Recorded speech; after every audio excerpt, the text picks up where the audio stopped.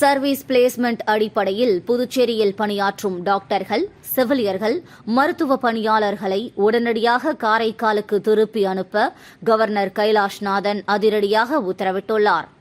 காரைக்கால் அரசு மருத்துவமனையின் செயல்பாடுகள் குறித்த கலந்தாய்வு கூட்டம் கவர்னர் கைலாஷ்நாதன் தலைமையில் நடந்தது.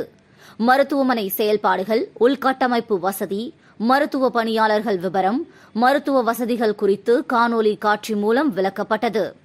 கூட்டத்தில் காரைக்கால் மருத்துவமனைக்கு பணியிட மாறுதல் செய்யப்பட்டு சர்வீஸ் பிளேஸ்மெண்ட் அடிப்படையில் புதுச்சேரியில் பணியாற்றும் டாக்டர்கள், செவிலியர்கள், மருத்துவ பணியாளர்களை உடனடியாக காரைக்காலுக்கு திருப்பி அனுப்ப வேண்டும்.